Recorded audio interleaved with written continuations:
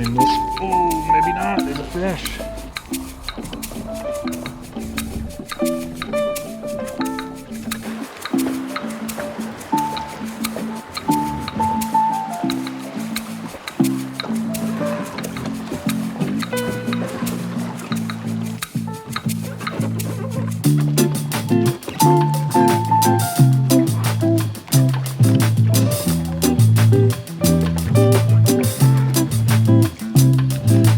Hey guys, welcome back to the channel. As you can tell, it's fall up here on the river in Maine. We've got a couple weeks left to get some fishing in. So I'm out here doing a solo float by myself and figured I'd do a little video for you guys on my drift boat setup and some of the modifications that I've done to either help you guys out or give you guys some ideas with your boat.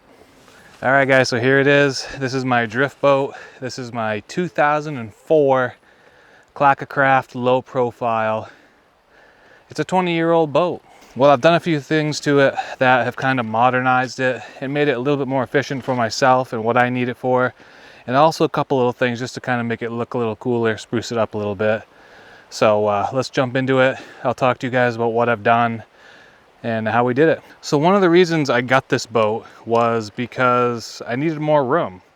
We had a Stealthcraft Hooligan XL, which was a great boat, but I really needed more storage, more room, especially if I'm guiding.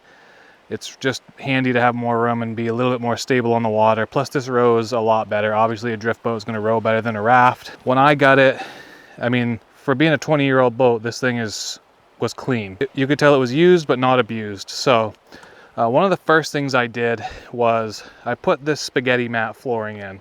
And this is something that I see a lot of guys ask questions about on the forums on Facebook and stuff, is what are people using for mats to protect the bottom of their boat so people can wear cleats in the boat. I right now wear felt. Sometimes I'll wear cleated felt, but if I have clients that have cleated boots or anything, I wanted to be able to let them get in the boat and not ruin the bottom of this boat because it's a full fiberglass boat. So what I did was I found this place online that sells this. I'll link them down in the description below. The stuff is not cheap, but it's a spaghetti mat and it's made for like bathroom showers, like locker room shower floors, things like that.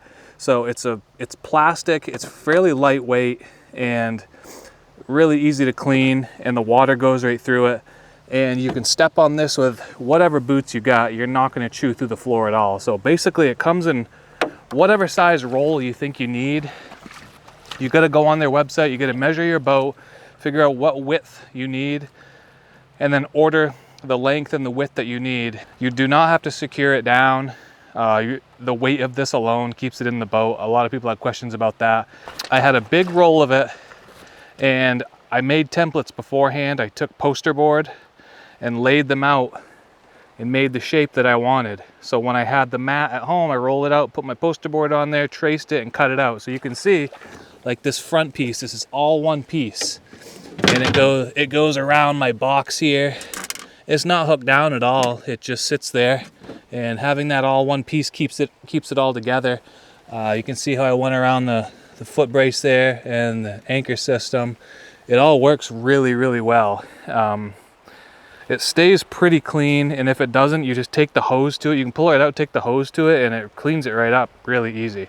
So that was something that I really wanted to do to make this boat so other people can wear cleated boots, and it's actually pretty nice on bare feet as well, because underneath this stuff is like a textured, they have like a textured bottom. I guess it's up front, but it's really aggressive on bare feet. So that's the biggest thing I've done. The second thing is this anchor system. A lot of you guys that fish on the river, have drift boats, have heard of the tornado anchor. Right here. It's got plates that spin all around.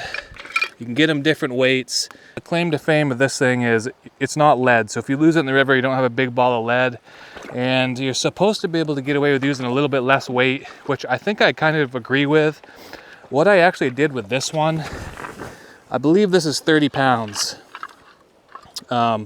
is I actually bought a longer eye bolt and put it on here and loosen this up a little bit, which gave these plates a little bit more flex, and I think it bites a little bit better.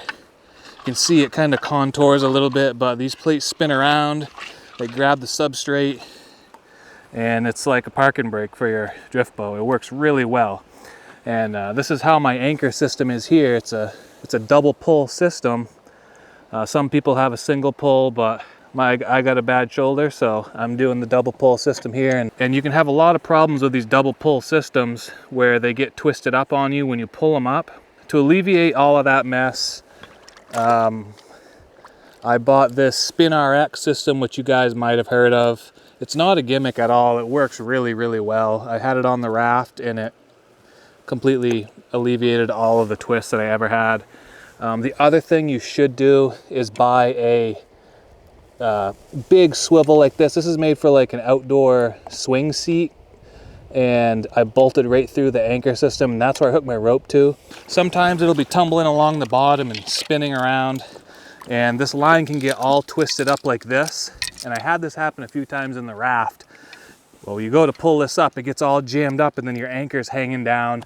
And if you're right before, you know, a little rapid section, that's the last thing you want to have happen, is have an anchor that's stuck halfway down and you have no way of getting it up. So it's kind of a scary situation. So what I did was buy the Spin RX system. Even if your anchor spins all around, when you pull that up, the rope kind of undoes itself, as you can see. And this big swivel up here kind of does the same thing. If that one gets jammed up down here and you got a bunch of twists like this, I can barely even twist it up. Yeah, I'll twist it over here. And then let's say we go to pull it up. I'll pull this for you so you can see what it does. It untwists itself. Just like that. No twists at all. So I'll leave this Spin RX pulley and the heavy duty swing pulley in the description below. Trying to make one yourself with hardware store parts, they don't work very good. This one's much smoother. It's got like some type of bearing system in it, the same as this. Has a really smooth bearing.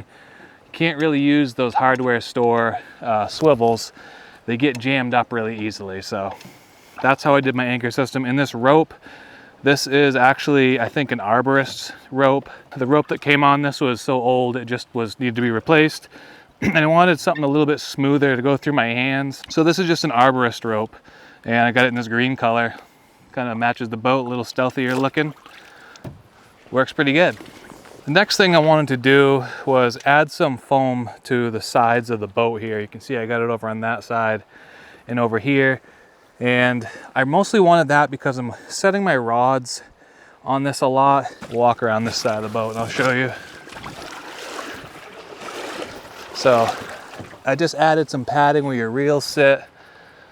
And I bought this foam right on Amazon. This was actually fairly inexpensive to do. You buy the foam, basically make a template again, the same way that you did with the floor with like poster board or cardboard. Trace it and cut it out, stick the foam on there.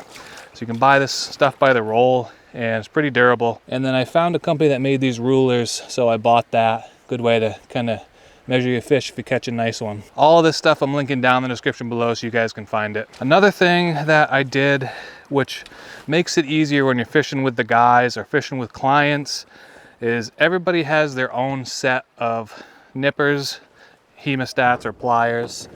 And all I've done is utilize these drain holes that are already in these lean braces. There's one up there. And I took a piece of paracord, tied a knot in it with a loop. I got a retractable zinger on a steel cable, and we got on the back we got pliers and nippers, and on the front we got hemostats. So the guy in the back, if he catches a fish and I gotta row the boat through some stuff, he can undo his fish by himself. At the rower's seat here, I have my own set that I put a little stainless steel mount here on the seat brace. Put a keychain ring, same zinger. I have some Gerber nips and forceps there. So everybody has, within arm's reach, pliers and nippers. So there's no passing back and forth anymore. There's no passing it to the back, and then when the guy in the front catches them, they're in the back. So everybody has their own set. It works really well. You guys probably just saw this, so I'll talk about this. This was a huge upgrade. If you guys ever rode drift boats or rafts or anything with an anchor system, you know that the anchor line is always on the floor in a mess. I got a little bit of it here, but this is my usable line that I've been using today.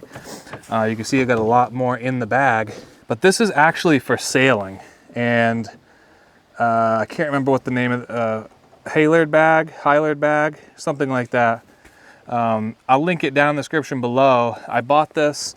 It's made for sailing to put, I guess, your lines in there, but it comes with a piece of Velcro. So it's Velcroed on, but I also bolted through and hooked this right to this rod tray system. So when I have a bunch of line, I can shove it all in there and then pull it out as I need it. So I don't have, you know, 100 feet of line sitting on the deck here. Especially with the double pull system, you have more line. I like to use oarites. Some people think they're training wheels, but they're definitely not. If you're fishing, you can completely let go of the oar. It'll swing downstream and it'll stay right in place, and it actually helps track the boat straight in the current rather than swinging sideways when you're anchored and maybe making it a little bit dangerous. So you don't have to row with them in the oarites. You can pull it out and row like that, so you can still get some, you know, maneuverability. Do it however you want. They're adjustable. They just bolt right on. Something I carried over from the raft was this Outcast seat back. I didn't think that I would because I have all this other storage in here, but it's actually really handy to have. I keep a lot of tippet and just, you know, leader material on here. Keep a watch so I can tell what time it is on the river. We got some storage in here. You can put some tackle stuff in there. There's drink holders. We got a bottle opener. I don't know, it's just extra storage, and it's not in the way really at all. And it actually adds a little bit of padding to the front seat, so it's a nice little addition. In here, I keep a first aid kit, some life jackets, inflatables and regular, you know, wearable ones, a little dry box with the necessities, toilet paper, stuff like that, dude wipes, bug spray, sunscreen, and in the front and the back, I have these really cheap Walmart nets, and basically what these are for is if I'm guiding or if I'm just fishing with buddies really, and we get out to wade fishing area, you can strap one of these on your belt and you can use it as a net, because not everybody brings a net. I mean, if we're fishing in the boat, we got this nice Broden net that we're netting fish from the boat. But if people kind of hike off on an island somewhere down, like if someone wanted to walk down around this corner and fish while I was anchored here, they have their own net. So this right here is just a spare oar. I put it in a bag and stuffed it under there. It's a breakdown oar. Always nice to have one of those. I made a specific video on this box right here, and I really have enjoyed using this thing. It's basically a Yeti Go box, but smaller, because I didn't need all that storage. So this is the Pelican Air. It's the 1507. I made a specific video on this box, but I'll show it to you guys real quick. I use it as my fly storage, basically everything for fly fishing and guiding. I got, I put Velcro on the top, like the Yeti Go box I think has, and I just put these mesh bags. We got like sunscreen, an extra fly box. We got floating in here. We got split shot and some tools in here, and then all the flies. I bought these Fulling Mill guide boxes, and these things are awesome. You can fit so many flies in there, and they're pretty narrow, and they fit in this box absolutely perfectly standing up. So like here's some nymphs. You can fit a ton of flies in there, especially the streamers was my problem. I had a lot of big streamers and stuff for like bass fishing and brown trout fishing, but yeah. So anyway, I got all my flies here. I got some spinning tackle here in case we do some spin fishing, indicators, leaders, a spare reel, and some jigs. So So that works pretty well. I mean, you use a fly, you want to dry it off, you can stick it on this patch up here. This thing kind of tucks right out of the way. Probably in some boats you could slide that right underneath your rowing seat. This seat here on my boat lifts up, and right now I just have a little box in there to keep stuff dry. If I was guiding today, I'd have something very specific in here. Obviously I don't have it in here right now, so I built a little camp kitchen that goes underneath this seat. So if taking some people out on the river, we want to cook some lunch on an island somewhere like this, we want to stop and have some lunch, I can pull my little camp kitchen out, make some hamburgers, whatever we want, and just have a nice day on the river. So I don't have that here, but let me cut to it right now and I'll show you how I built that and what it looks like. All right, so this is the box that goes underneath my rower seat. I built it to exactly fit underneath that seat. We've got some handles on the side and some protection and stuff, but just open this thing. It's basically a small version of a little kitchen kit, and it's right jammed full of stuff right now from my last trip. I use the Jetboil Genesis as my cook stove because it's small and compact. Pans down here. Cook on that. We've got a little storage underneath here with cutting boards, knives, plates, some oil, different spices. And I wanted to build it this way because I wanted this cover to stand up like this and act as a windbreak, because on the river, even if it's a nice day, there's usually some wind, and I wanted this to be used as a windbreak along with this little ridge here. So I really kind of built it to fit this Genesis stove. And so far it's worked pretty good. If you guys haven't seen the video of what this boat looked like before I wrapped it, go check it out. It used to be blue.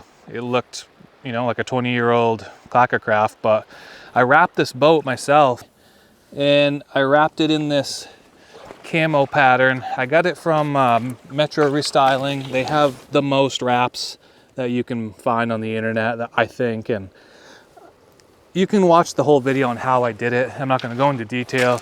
It was pretty easy. And then I contacted Clacka and they got me a new decal for the back here. And then I put my guide service decal on there. So it looks pretty sick. It really modernized the outside of the boat. And there's the name of it right there, baby. Cream Machine, because everything is cream colored on the inside. I run a little 3.5 horse on this long shaft. You're not going to win any races, but it's a great motor to run on here. I bought this motor mount right from Clacka, bolted it on. This style of boat really isn't, I don't think, meant to have a motor, but I need one where I'm fishing because it's just a lot of flat water at the end. And I put on one of these rock hoppers to protect the prop there. You can get one of these right from the manufacturer, and I think Stealthcraft also sells them directly to the consumer. There's that other net in the back, but I also, underneath that, I don't really want to pull it out. There's a small little gas can in there in case we run out of gas with this thing. It'll get us home. So another thing that I did that's, you can't really tell unless you look at it here, was this seat only had one bolt to really secure it from sliding. When you're really getting on the oars, it would kind of not really stay in position. So I figured out where I wanted this seat to be for me. And I built these little spacers here out of some starboard material and just bolted them right through the track system, and that seat will not move. It's stuck right there, and it's perfect for me rowing. So you can really get on the oars and feel confident that this seat isn't going to slide all around. I also added a keel guard to the front here. This was one area that the brace of the trailer sits up against, and it was getting kind of chewed up. So I just added that. It's just a piece of rubber, and it matches the boat. So I don't know, I'm trying to protect this thing as much as possible, because up here in Maine you just can't get drift boats really. I mean, nobody makes them anywhere close, nobody really works on them, so I'm trying to protect it as much as possible, but I still want to use it. So it's getting used, but obviously adding a little bit of protection here and there, gonna make it last a little longer for me. All right guys, well I think that wraps it up for some of my drift boat mods and some of the upgrades that I've done to it. If you guys saw anything in this video that I didn't mention, leave it down in the comments and I'll try to get back to you about that. If you've done any mods that work really well for your drift boat, leave them down in the comments. I always like seeing what you guys do, and I might try it on this. So I'm gonna get back to fishing. Thank you guys for watching. We'll catch you guys in the next video.